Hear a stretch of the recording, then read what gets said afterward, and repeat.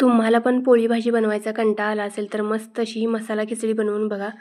गरम गरम ही खिचडी आणि त्याच्यावर तूप खूप छान लागते. करून बघा. आवडली तर लाईक, शेअर आणि सबस्क्राईब नक्की करा. त्यासाठी एका पातेल्यामध्ये मी 1 वाटी तांदूळ घेतलेले आहे. कोणतेही तांदूळ तुम्ही घेऊ शकता. त्याच्यामध्ये आपल्याला पाव वाटी मसूर डाळ टाकायची आहे, त्याचबरोबर पाव वाटी मूग डाळ आणि पाव वाटी तूर डाळ टाकायची आहे. आता हे व्यवस्थित हाताने आधी मिक्स करून घ्यायचं. त्यानंतर धुवून आपल्याला हे तांदूळ नितळत ठेवायचे आहेत. तोपर्यंत आपण मसाले बघूया. त्यासाठी 1 चमचा जिरे, 1 मिरची बारीक चिरून, 1 कांदा बारीक चिरून, कढीपत्त्याची पाने आणि टोमॅटो पण बारीक चिरून घ्यायचा आहे. आता ही खिचडी तुम्ही पातेल्यामध्ये पण बनवू शकता किंवा कुकरमध्ये पण बनवू शकता. इथं मी कुकरमध्ये बनवणार आहे. त्याच्यामध्ये 2 चमचे तेल गरम करायचं.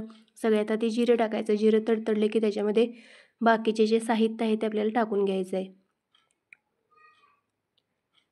बाकीचे सगळं साहित्य टाकल्यानंतर कांदा टोमॅटो मऊ होईपर्यंत आपल्याला हे छान असं परतवून घ्यायचं आहे. कांदा टोमॅटो मऊ झाला की त्याचा फ्लेवर पण त्या खिचडीमध्ये छान उतरतो, म्हणून कांदा टोमॅटो छान असा मऊ होऊ द्यायचा. हे बघा अशा पद्धतीने. आता ह्याच्यामध्ये जे आपण धुवून नितळत ठेवलेले जे तांदूळ आणि डाळ आहे ते त्याच्यामध्ये घालून घ्यायची.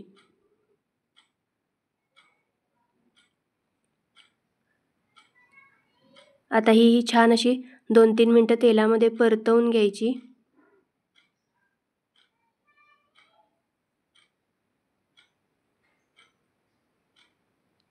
आता ही परतवून झाली की ह्याच्यामध्ये चिमूटभर हिंग टाकायचं आहे.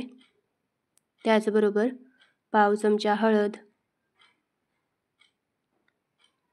चवीनुसार मीठ आणि चवीनुसार आपल्याला लाल मिरची पावडर घालायची आहे. कांदा लसूण मसाला चटणी घालायची नाही, लाल मिरची पावडर घालायची आहे. आता हे व्यवस्थित असं मिक्स करून घ्यायचं. कोणतेही एक्स्ट्राचे मसाले ह्याच्यामध्ये घालायची गरज नाही. अगदी कमी साहित्यात ही मसाला खिचडी तयार होते. आत्ताच बघू शकता की छान असा त्याचा कलर आलेला आहे. हे परतवून झालं की ह्याच्यामध्ये आपल्याला जेवढा आपण तांदूळ घेतलेला आहे त्याच्या तिप्पट पाणी घालायचं आहे आणि ते पण गरम पाणी घालायचं आहे. गार पाणी अजिबात घालायचं नाही. पाणी घातल्यानंतर ते छान असं हलवून घ्यायचं. आता हे झाकण लावून आपल्याला मीडियम गॅसवर आपल्याला 2 शिट्ट्या काढायच्या आहेत. 2 शिट्ट्या झाल्या की गॅस बंद करायचा आणि कुकर थोडासा गरम असतानाच आपल्याला ह्याचं झाकण काढून घ्यायचं आहे. मस्त अशी मसाला खिचडी तयार झालेली आहे. आता हे चमच्याने हलवून बघूया आपण.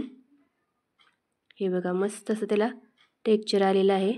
आता अशा पद्धतीने चमच्याने गटलून घ्यायचं, म्हणजे ती एकजीव होते.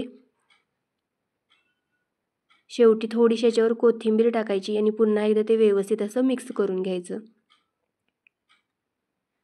अगदी कमी साहित्यात आणि झटकन होणारी ही रेसिपी आहे. भाजी लागत नाही किंवा आमटीही लागत नाही अशी ही मस्त अशी मसाला खिचडी नक्की करून बघा. खूप छान लागते. गरम गरम ही मसाला खिचडी आणि त्याच्यावर तूप घ्यायचं आणि ही मसाला खिचडी खायची. खूप छान लागतं. नक्की करून बघा. रेसिपी आवडली तर आपल्या चॅनलला लाईक, शेअर आणि सबस्क्राईब नक्की करा.